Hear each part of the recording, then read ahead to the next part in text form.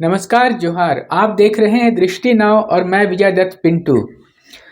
राजनीतिक घटनाक्रम जब करवटें ले रही होती है तो कई सारी बातें होती हैं जो जनहित की बातें होती हैं और उन जनहित की बातों को मुद्दा बनाकर उठाने का काम राजनीतिक पार्टियां करती हैं। मगर जब राजनीतिक घटनाक्रमों में घमासान मचा होता है, कोई बहुत बड़ा राजनीतिक घटनाक्रम घटित हो रहा होता है, वैसे समय में कई सारे जनहित के मुद्दे ऐसे होते हैं जो कहीं दब जाते हैं, कहीं खो जाते हैं और इससे जनता को नुकसान होता है। यूँ तो कहा जाता है लोकतंत्र जनता का, जनता के लिए, जनता के द्वारा एक शासन प्रणाली है। मगर सच्चाई ये है कि इस लोकतंत्र में जनता के जो प्रतिनिधि, जनप्रतिनिधि बनकर शासन में बैठते हैं, वो जो पहला काम करते हैं जिसके वजह से अधिकतर समस्याओं का विकराल रूप लेती है, वो है उसका जनता से कट जाना। जी हाँ, हमारे ही चुने हुए प्रतिनिधि जो हमारे ही बीच के होते हैं, जब वो सत्ता पर बैठते हैं तो जनता से कट जाते हैं। ऐसा ही कुछ देखने को मिला अभी जब राजनीतिक घटनाक्रमों का बवंडर उठा हुआ था झारखंड में। झारखंड में हम सभी जानते हैं कि ईडी की कार्यवाही बढ़ते बढ़ते उस मुकाम पर पहुंच गई थी कि राज्य के मुखिया को बुलाया गया पूछताछ के लिए और सारा का सारा ध्यान, सारे लोगों की नज़र वहां पर टिकी रही। उस बीच में चूंकि सत्ताधारी जो दल हैं और जो सत्ताधारी गठबंधन है यूपीए, उसके द्वारा लगातार ये आरोप लगाया गया कि ये विपक्षी पार्टी जो है बीजेपी, उसके द्वारा ये प्रायोजित है और इस आरोपों को बल भी मिलता रहा काफ़ी सारी बातों से, जिनमें से कि जो सबसे प्रमुख बात रही वो ये कि विपक्षी पार्टी के एक सांसद हैं जो कि ईडी के हर अपडेट को ट्वीट के माध्यम से अपने ट्विटर पर जारी कर देते हैं। उसकी सूचना को जो किसी को नहीं पता होता वो सबसे पहले, यहाँ तक कि कई बार हम लोगों को भी उसी ट्वीट से जानकारी मिलती है कि ऐसा कुछ घटित होने वाला या हो रहा है। इन्हीं कारणों से भाजपा पर बहुत ज़्यादा हमलावर हो गई थी सत्ताधारी दल और सत्ताधारी गठबंधन के जो लोग हैं, जो नेता हैं, और इन्हीं कारणों से भाजपा जैसे शांत पड़ गई थी। जब ईडी की कार्यवाही चरम पर थी, जिस दिन मुख्यमंत्री को बुलाया गया था वहां पर सवालों के जवाब देने के लिए, तो उस दिन हुआ ऐसा कि भाजपा कार्यालय की सुरक्षा बढ़ा दी गई और कोई भी भाजपा नेता किसी भी किस्म की राजनीतिक बयानबाजी से बच रहा था। तो इसके ठीक 2 दिन पहले एक घटनाक्रम घटित होता है जिसमें कि यहाँ की जो सबसे बड़ी जो एक समस्या थी स्थानीयता, और एक मुद्दा बन गया था कि यहाँ पर क्या 1932 पर आधारित स्थानीय नीति होगी या जिसका 1932 का खतियान नहीं है उसे स्थानीय नहीं कहा जाएगा, और फिर स्थानीयता की परिभाषा क्या होगी। यूँ तो पूर्ववर्ती सरकार ने 1985 की स्थानीय नीति को यहाँ पर लागू किया था, मगर वो अभी जो सत्ता में लोग हैं उन लोगों को स्वीकार्य नहीं था। तो इस पर जो विवाद आ रहा था, इस मुद्दे के अहमियत को समझते हुए सरकार ने 1932 के खतियान पर आधारित स्थानीय नीति लागू कर दिया, जिससे अचानक से व्यापक पैमाने पर जन समर्थन वर्तमान सरकार को देखने को मिला। और हालात ये बन गए कि 1932 वो एक मजबूत ढाल बन गई जिस पर विपक्ष के सवालों और मुद्दों के सारे तीर बेअसर होने लगे। आज कोई भी सवाल किया जाता है तो जैसे ही 1932 की बात आती है तो जो विपक्षी दल है भाजपा, वो कहीं ना कहीं शांत पड़ता, कमज़ोर पड़ता दिखता है। साथ ही साथ 1932 की बात को छेड़कर जो सत्ताधारी दल और गठबंधन के लोग हैं, वो लोग अपना बचाव करने में सक्षम हो जाते हैं कि हमने 1932 ले आया, अब इसी के आधार पर राज्य का विकास होगा, जो नीति होगी, नियोजन नीति होगी या फिर जो वैकेंसीज होगी। मतलब हालात कुछ इस कदर हो गए हैं यहाँ पर 1932 को लेकर के कि एक तरफ यहाँ पर जैसे कि कुछ लोग हैं जो कि प्रदर्शन कर रहे हैं, जिसमें से कि अभी कुछ दिन पहले जेटेट पास अभ्यर्थियों का प्रदर्शन जारी था, तो उनको इस तरह से दबाया गया कि पहले 1932 आ जाए, उसके बाद यहाँ पर वैकेंसी की बात होगी। इस 1932 के सामने विपक्षी दल फिलहाल बेअसर हो गया। कई लोग कहने लगे कि विपक्षी दलों में एक आजसू है जो कि मुद्दा विहीन हो गया, क्योंकि वो इसी पर राजनीति करती आई है। बहरहाल अब हम आते हैं आम जनता पर, जिससे हमने कहानी की शुरुआत की थी। तो आम जनहित के कई मुद्दे कहीं दब से गए थे, क्योंकि मुद्दे उठाना जनता का, उसको सरकार के समक्ष लाना, ये काम होता है विपक्षी दल का। क्योंकि सरकार पर अगर मुद्दे न उठाए जाए, दबाव न बनाया जाए, तो वो जिस अपनी गति से काम करे, वो तेज हो या मंथर गति हो, काम करती रहती है।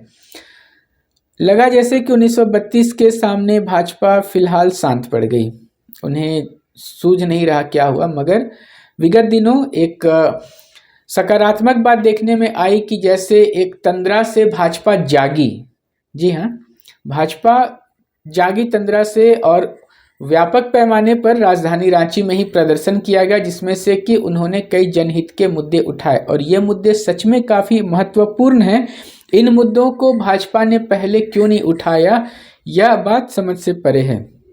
क्योंकि जब 1932 कैबिनेट से पास हुआ था, उस दिन भी हम पत्रकारों का दल निकला था सड़कों पर, तो आधी राजधानी अंधेरे में डूबी हुई थी, बिजली नहीं थी राजधानी के अधिकांश क्षेत्रों में। जब विधानसभा से विगत दिनों पास हुआ, उस रात भी कई जगहों पे जश्न का माहौल था, तो वहाँ पर बिजली नहीं थी। उसके बाद अभी जब से ठंड बढ़ी है पिछले 10 दिनों से, तो बिजली की समस्या काफ़ी बड़ी समस्या होगी। आप सुबह जागते होंगे तो आपको अपने इलाके में बिजली कटी हुई मिलती होगी। आप जब रात को डिनर कर रहे होंगे 9 साढ़े 9 के आसपास में, तो कई इलाकों में बिजली कट जाती है। अभी जाड़े में सबसे ज़्यादा बिजली की ज़रूरत होती है। जब भी मौसम प्रचंड पर होता है, चाहे वो गर्मी का बहुत ज़्यादा बढ़ जाना हो, तो पंखे की हवा चाहिए। और अभी जब सर्दी बहुत ज़्यादा बढ़ी हुई है, तो घर में आपके बच्चे होंगे, बीमार होंगे या बुजुर्ग होंगे, तो उन्हें रूम हीटर चाहिए, या फिर कोई भी ऐसा उपकरण जिससे कि आप माहौल को थोड़ा सा गर्म बना सकते हैं अपने घर के अंदर में। तो उसके लिए बिजली की ज़रूरत पड़ती है, और रोशनी की ज़रूरत पड़ती है। विद्यार्थियों के पढ़ाई का समय होता है। तो ये एक बेहद महत्वपूर्ण मुद्दा है कि अधिकांश इलाकों में कई कई घंटों तक बिजली गायब रह रही है, और ऐसे समय में जब आप सुबह उठे, आपको जल्दी ऑफिस के लिए निकलना है, स्कूल के लिए निकलना है, तो घर में बिजली नहीं है। ये मुद्दा को बीजेपी लेकर के आई। उसके बाद में अपराध बहुत ज़्यादा बढ़ गया है। आप अपने आसपास भी महसूस कर रहे होंगे कि चोरी और छिनतई की जो घटनाएं हैं राजधानी में बहुत ज़्यादा हो गई है। आपने देखा होगा कि हर इलाके में चैन स्नैचर्स, जो कि गले का चेन खींच के किसी का कान का कुछ आभूषण है तो उसे छीन करके भाग जाते हैं। खुद हम लोगों के समक्ष भी कई सारे मामले आए हैं, और जानकारी में आता है कि अरगोड़ा चौक से कभी किसी बच्ची का मोबाइल छीन करके कोई भाग जाता है। वो बच्ची पहुंचती है थाने में, तो उसका आवेदन जो है स्वीकार नहीं हो पाता है।